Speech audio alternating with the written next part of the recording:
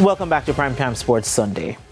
Now we start with football, as Professional Football Jamaica Limited, PFJL, has remained confident of finding a resolution after referees withdrew their services on Sunday over the non-payment of fees, forcing the postponement of games in the local Premier League. As you'll hear in this report, a stakeholder at the PFJL says the decision left him stunned. Jamaicans were robbed of an afternoon of football as referees withdrew their services on Sunday, resulting in the postponement of all 6 games in the Ray and Nephew Jamaica Premier League. When contacted by TVJ Sports on Sunday, Valden Legister, president of the Jamaica Football Referees Association and a member of the JFF's referee committee, gave this explanation. The referees haven't been paid close to 3 months now. And I am sure, Sir Scott, you can appreciate that if you are not paid, then that's a big cause for concern. But how long could this last?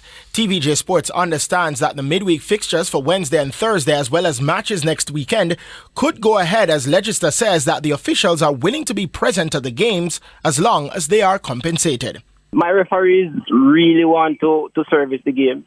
I know they are willing and ready to service the games. This is just for now for the organizers to ensure that things are in place for them to have the resources to get to these games. CEO of the Professional Football Jamaica Limited, PFJL, Owen Hill, expressed that the decision took him by surprise. A little, caught off guard. Again, unavailability then means that, we're unable to play the games because officiating is a major part of the sport. So not being available, I don't think that's something that is immediate. Probably would have known that beforehand, but it's a little unfortunate.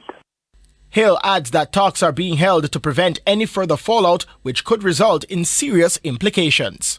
I suspect so. There would have been conversations as early as yesterday about this situation and its impending challenges that would have ensued.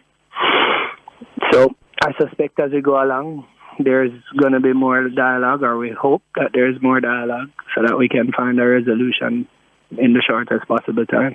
Arnett Gardens are scheduled to face Dunbeholden at 7:45 p.m. tomorrow at the Anthony Spalding Sports Complex in the Monday night fixture. Christopher Scott, TVJ Sports.